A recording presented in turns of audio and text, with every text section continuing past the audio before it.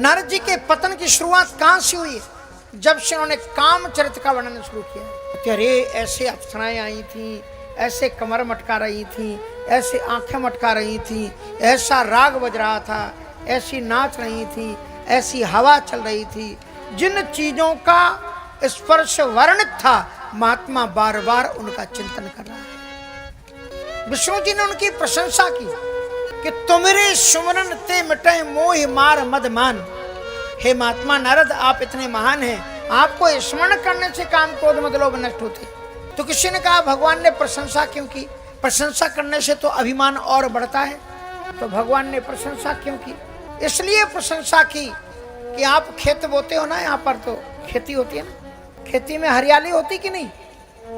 हरियाली खेती के लिए लाभदायक होती है कि हानिकारक होती है? हानिकारक होती है।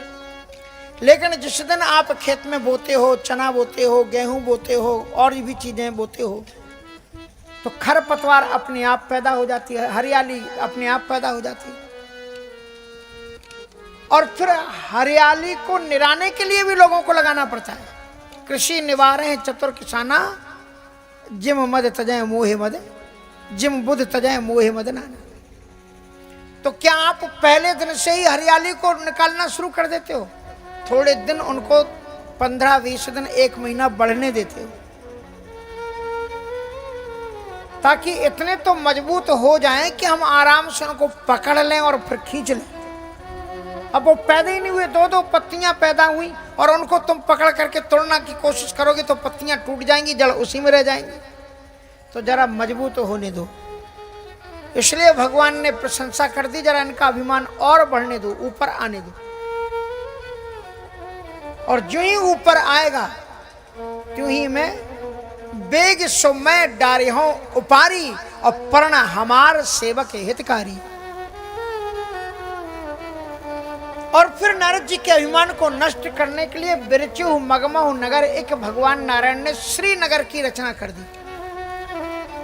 कोई गया है कभी श्रीनगर? गए हो आप? ये श्रीनगर उधर वाला नहीं, जम्मू कश्मीर वाला, ये उत्तराखंड का श्रीनगर है। कोई गए हो? अरे बद्रीनाथ धाम जाते समय गए होगे, बीच में पड़ता है श्रीनगर। हमने वहां पर खूब कथाएं की हैं। श्रीनगर ये वही नगर है जो नारद जी के लिए स्पेशली बनाया गया, और वो इतना बड़ा था कि उतनी बड़ी दिल्ली नहीं है अभी। बिरचु मगमऊ नगर एक 7 योजन विस्तार, 100 योजन का था। 1 योजन में 4 कोस होते हैं, 400 कोस का वो नगर बनाया। बोलो इतना बड़ा नगर बनाने की जरूरत क्या थी? छोटी गांव बना देते। क्योंकि महात्माओं की प्राचीन पद्धति थी, वो गांव में कम जाते थे। अगर तीर्थ यात्रा में जाएं और अगर गांव में उनको बीच में गांव पड़ जाए तो गांव के बाहर बाहर से निकल जाते थे। तो भगवान ने सोचा इतना बड़ा नगर बनाओ कि नारद जी को अंदर जाना ही पड़े।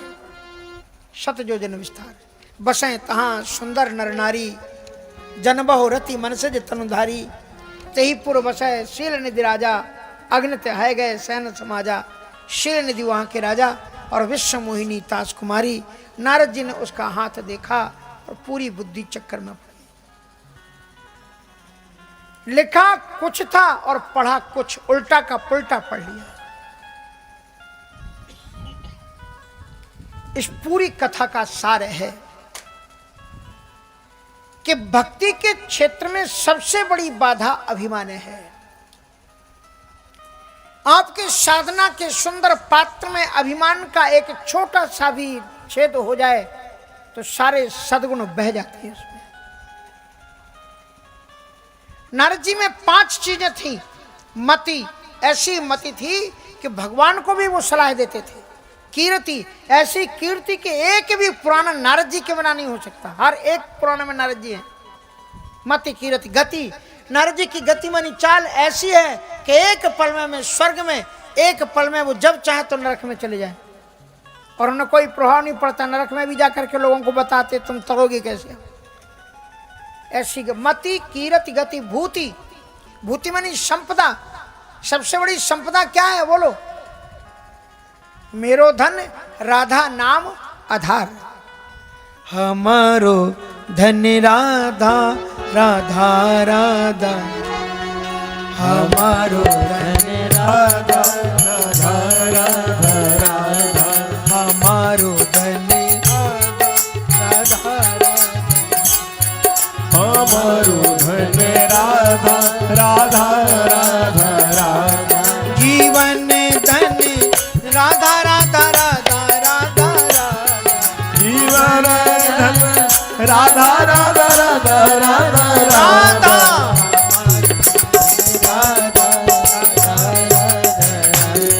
हमारो धन राधा राधा राधा राधा, परम धन राधा राधा राधा राधा राधा, परम धन राधा राधा राधा राधा राधा, हमारो धन राधा राधा राधा राधा, हमारो धन राधा राधा राधा, जीवन धन राधा राधा राधा राधा राधा, जीवन धन राधा राधा राधा राधा राधा, हमारो धन राधा राधा राधा, हमारो धन राधा राधा हरि राधा बोल।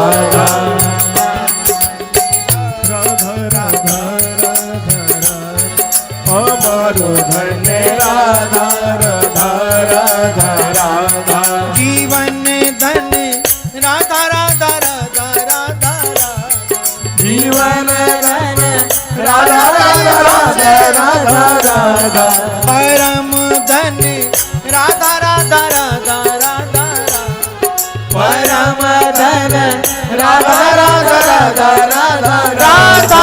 हमारो धन राधा राधा राधा, हमारो धन राधा राधा राधा राधा, हमारो धन राधा राधा राधा राधा राधा, हमारो धन राधा राधा राधा राधा राधा, हमारो धन राधा राधा राधा राधा राधा, हमारो धन राधा राधा राधा राधा राधा, हमारो धन राधा राधा राधा राधा, हमारो धन राधा राधा राधा राधा, हमारो धन राधा राधा राधा राधा, हमारो धन राधा राधा राधा राधा, हमारो धन राधा राधा राधा राधा राधा, हमारो धन राधा राधा राधा राधा राधा, हमारो धन राधा राधा राधा राधा राधा, हमारो धन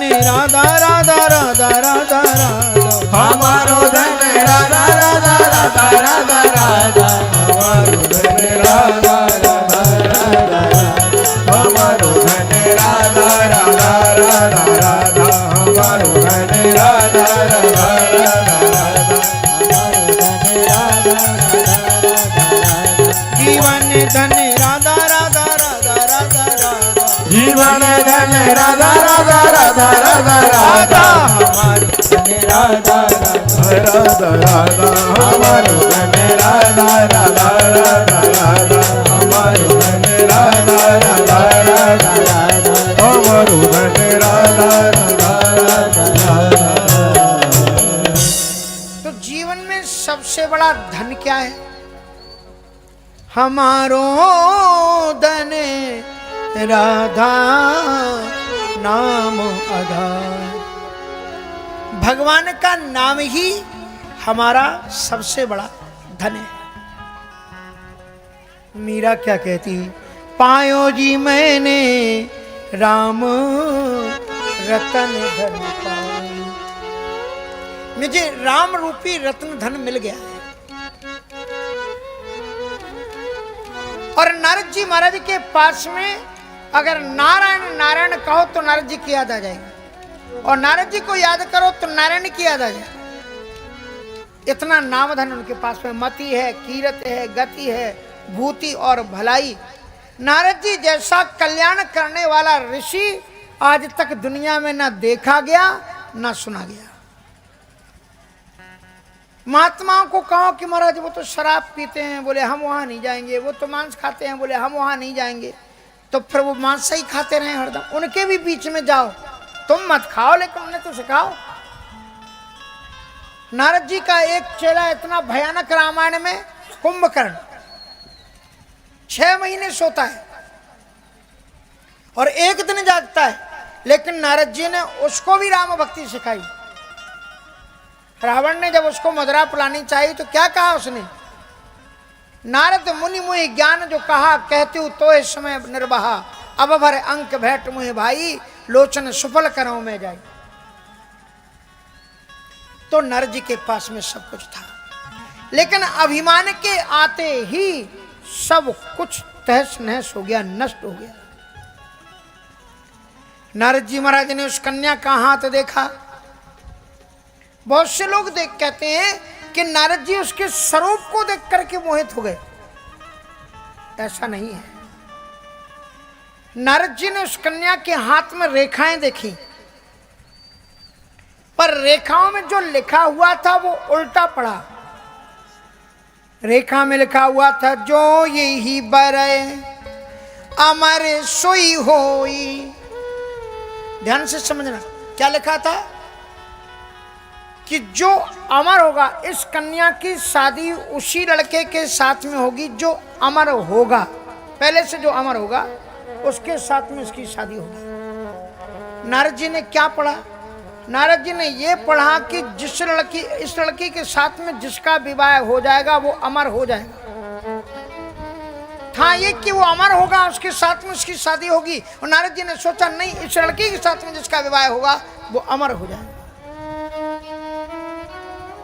और समर भूमि थी जितव न कोई। दूसरी चीज लड़की के हाथ में लिखी हुई थी कि इसका विवाह ऐसे लड़के के साथ में होगा जिससे रणभूमि में कोई जीत नहीं सकता होगा। नारद जी ने यह सोचा, यदि इसके साथ में कोई विवाह कर लेगा तो फिर वो अपराजय हो जाएगा, उससे फिर रणभूमि में कोई जीत नहीं पाएगा। तीसरी चीज नारद जी ने उस लड़की के हाथ में क्या पढ़ी, बोले सेवै सकल चराचर ताही, और बरय शील निधि कन्या जाय। लिखा हुआ ये था कि जिसकी चर अचर जड़ चेतन सभी प्राणी जिसकी पूजा करते होंगे वो इसका वर है। पर नारद जी ने सोचा जिसके इसके साथ में जिसका विवाह हो जाएगा सारी दुनिया उसकी पूजा करेगी। उल्टा का पुल्टा पढ़ लिया। और नारद जी ने सोचा कि वैसे तो मैं शंकर जी से आगे हो गया हूं, बस यही 3 चीजें शंकर जी में हैं और मुझ में नहीं। अगर मैं इस लड़की से शादी कर लूं तो एक साथ में तीनों मिल जाएंगे, कोई जीत नहीं पाएगा, मैं कभी मरूंगा नहीं और सारी दुनिया मेरी पूजा करेगी। यही 3 चीज तो देवताओं के पास है। तो नारद जी ने सोचा यार इसके साथ में शादी तो खुद ही करनी चाहिए। संत कभी झूठ नहीं बोलता, पर आज नारद जी ने पहली बार झूठ बोला और अपने लिए झूठ बोला। कभी कभी संत दूसरे के प्राणों की रक्षा करने के लिए झूठ बोल देते हैं, लेकिन नारद जी ने अपनी शादी के लिए झूठ बोला। क्या बोला झूठ, लक्षण सब विचार उर राखे। जो लक्षण लिखे थे सब हृदय में ही छुपा के रख लिए, और कछु के बनाए भूप सन भाके। सुता सुलक्षण कहने पाई। और अब तीसरी गलती नारद जी में ये आ गई कि संत निश्चिंत होता है, उसमें किसी प्रकार की चिंता नहीं होती।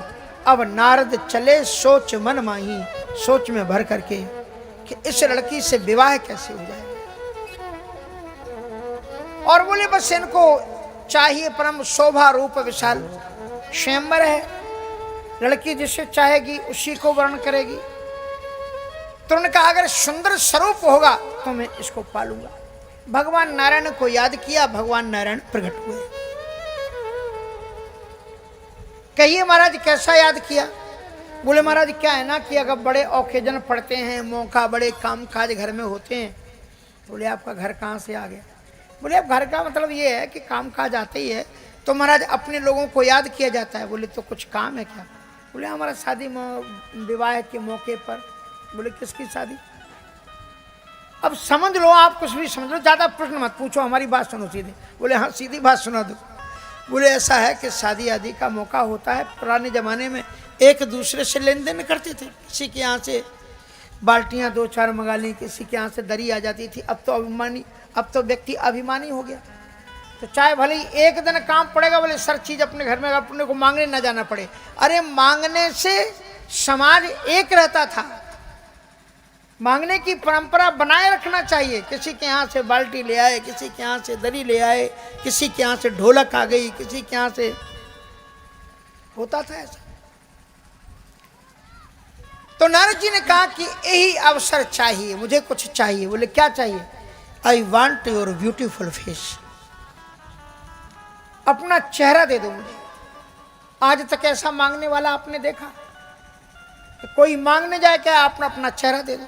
अच्छा, दूसरे के चेहरे से अगर शादी हो भी गई तो फिर कुछ दिन बाद क्या होगा? तो नारद जी कहते हैं यही अवसर चाहिए परम शोभा रूप विशाल। किस लिए? बोले जही बिलोक रीझे कुंवर और तब मिले जयमाल। राजकुमारी रीझ जाए और जयमाला डाल दे, बस इतना काम है। भगवान नारायण मुस्कुराए। अब नारायण से जब नारद जी ये बात कर रहे थे तो भागवत में नारद जी को क्या कहा गया है? भक्ति पुत्र नारदा। नारद जी भक्ति महारानी के पुत्र हैं। तो भक्ति महारानी ने देखा कि मेरे बेटे नारद को ये माया नचा रही है, तो माया बीच में, भक्ति महारानी बीच में आ गई और माया से बोली देखो इस समय पर मेरा बेटा नारद भगवान के सामने खड़ा है और इस समय तुम क्या ऊल जलूल मेरे बेटे से कहलवा रही हो? तो बोले मैं जो कुछ भी कर रही हूं भगवान की आज्ञा से कर रही हूं। विष्णु और माया भगवती यया सम्मोहितम जगत। भक्ति महारानी ने कहा कि बहन नारद मेरा बेटा है और इस समय ये भगवान के सामने खड़ा है, इसलिए एक तो तुम मेरे ऊपर तुम मेहरबानी करो। बोले क्या करूं? कहा एक पल के लिए तुम उतर जाओ इसकी मस्तक से। भक्ति महारानी बोली मुझे एक पल के लिए इसके मस्तक पर बैठ जाना और बस मैं एक चौपाई कहूंगी, उसके बाद में मैं चली जाऊंगी। उसके बाद तुझे जो भी करना हो तुम करना। अब ध्यान से सुनना, आपने खूब रामायण पढ़ी होगी। अब माया उतर गई और नारद जी के सिर पर भक्ति महारानी जी आ गई। नारद जी ने केवल एक चौपाई भगवान से बोली कि जय विधिनाथ होए हेत मोरा, जय वेदनाथ होए हित मोरा, करहु सुबे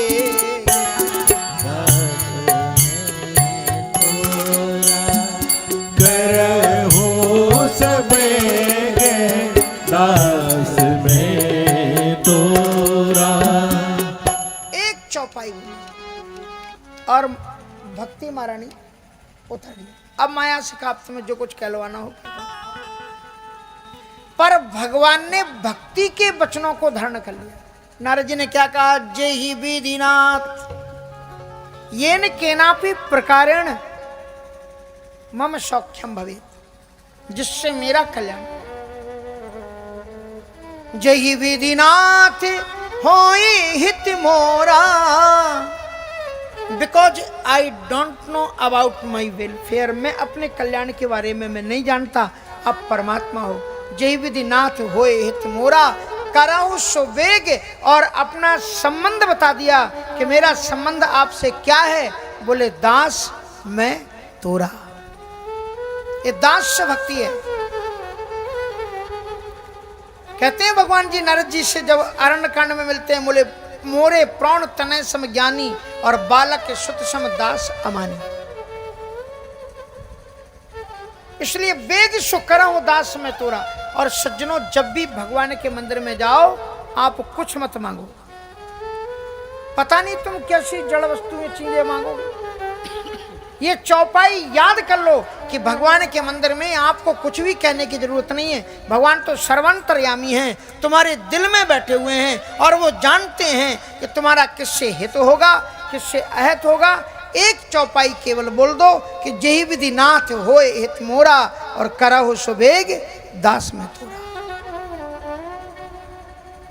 अब नारद जी क्या कह रहे हैं? बोले दास में तोरा।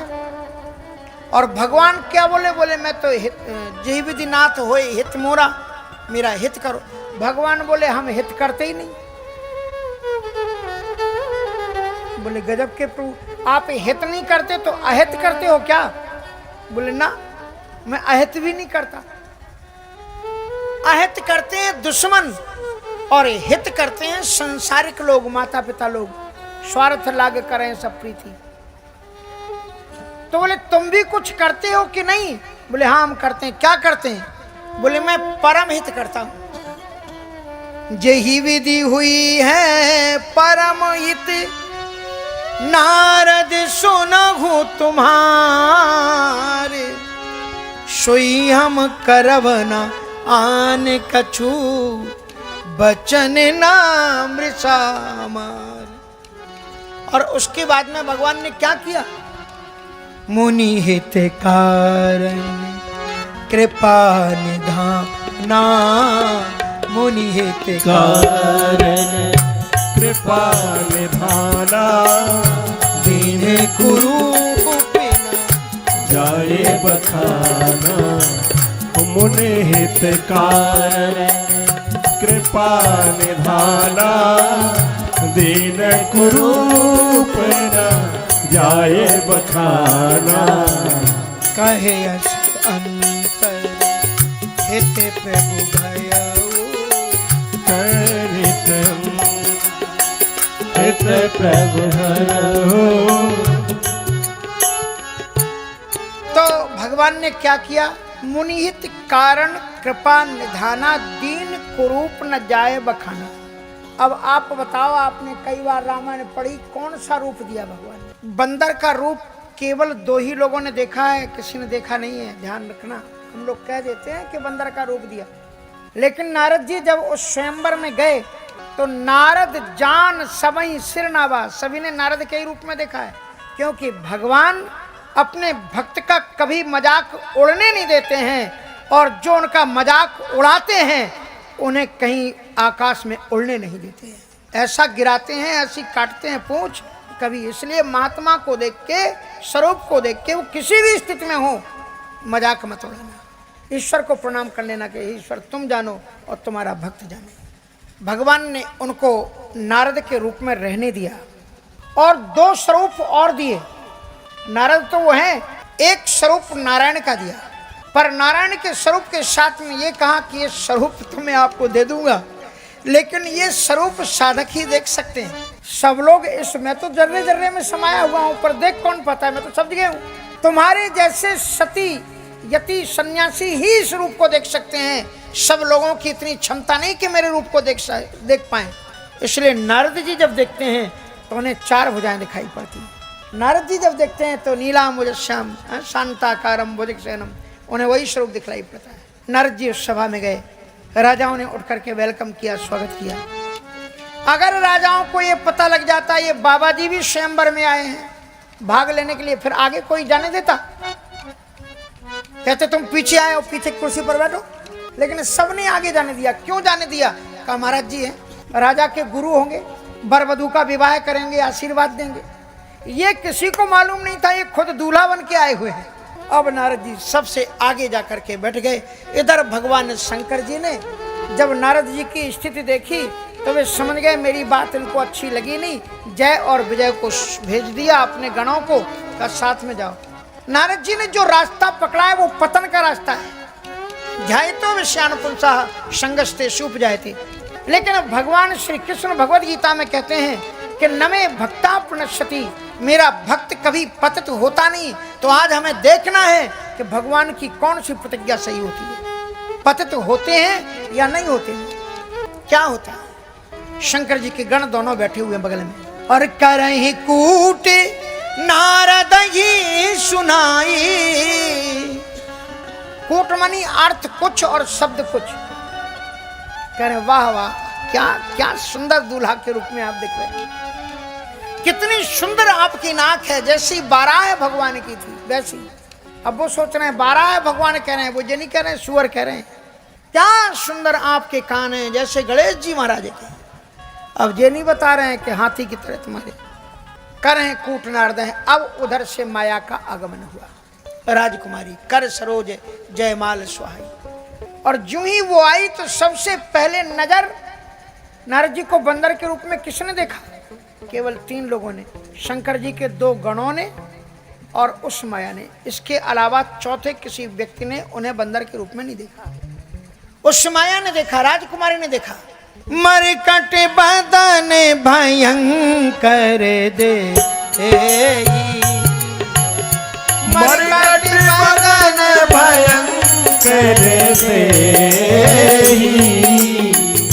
देखते हृदय क्रोध भाते, देखत हृदय क्रोध भाते ही। मरकट बदन बंदर का। अच्छा, एक प्रश्न आपसे पूछूं, बंदर को मरकट क्यों कहते हैं? बोलो किसी को पता हो? मरकट क्यों कहते हैं? मरकट इसलिए कहते हैं वो मारे भी और काटे भी, हाथ भी मारते हैं और काटते भी, इसलिए मर और कट। मरकट बदन भयंकर देही, देखत हृदय क्रोध भाते ही। क्रोध किस पर हुआ? बंदर पर नहीं हुआ।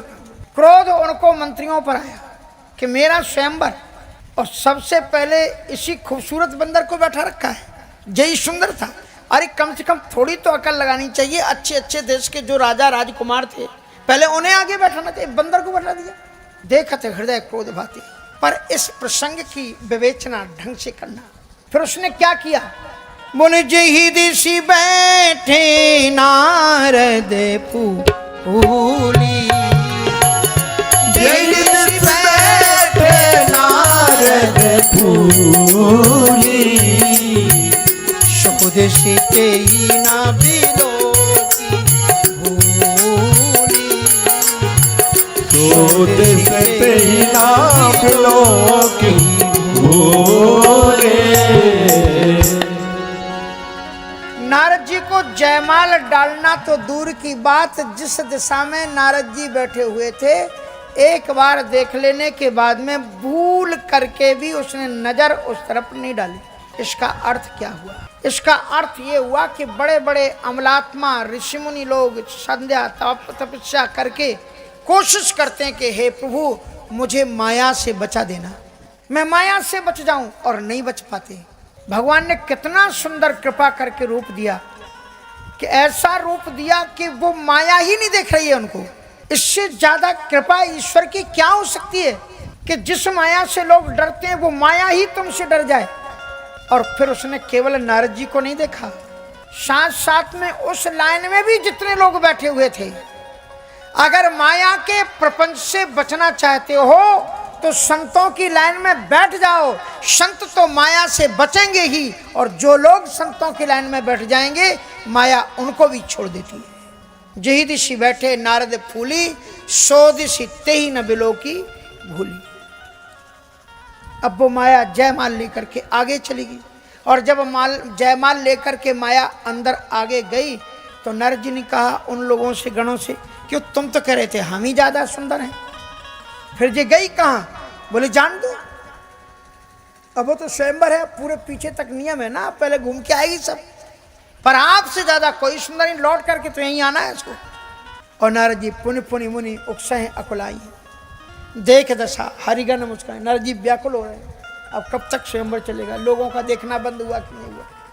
और शंकर जी के गण मुस्करा रहे हैं। थोड़ी देर में बोले महाराज किस लिए बैठे हो? बोले किस लिए बैठे? स्वयंवर के लिए बैठे, अभी राजकुमारी आएगी ना। बोले महाराज स्वयंवर हो गया और पत्तल अत्तल भी उड़ गए सब, पीछे का मैदान सपाट है, सब नाश्ता खाना पीना सब पार्टी आर्टी सब हो गया। अब नारद जी ने पीछे मुड़ करके देखा, सन्नाटा पसरा है। शंकर जी के गण यहीं पर नहीं रोके, बोले निज मुख मुकुर बुलो कहो जाए।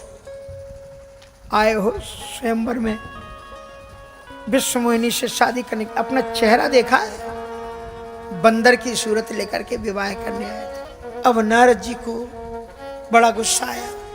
अब पुराने जमाने के महात्मा लोग वो दर्पण लेकर के चलते नहीं थे, शीशा लेकर के चलते नहीं थे। महात्मा गांधी ने कहा था भारत के हर एक नौजवान के पास में, महात्मा गांधी नहीं, महात्मा गांधी जी के साथ में एक संत रहते थे, क्या नाम था उन संत जी का, वर्धा आश्रम जिनका रहा,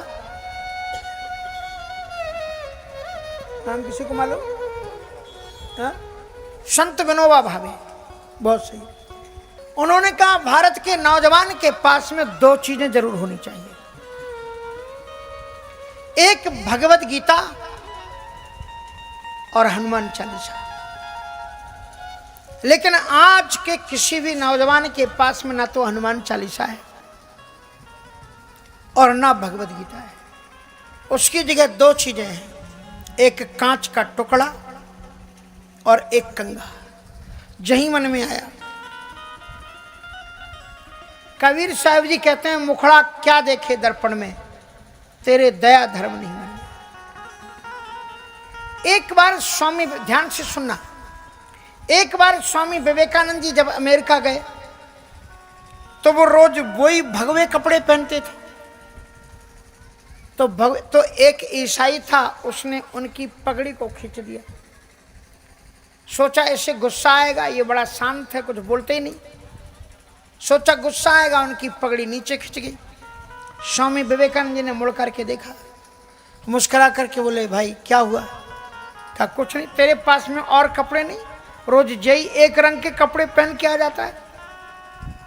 स्वामी विवेकानंद जी ने स्पीच में कहा कि हम उस देश भारत से आए हैं जहां पर चित्र नहीं चरित्र की पूजा होती है।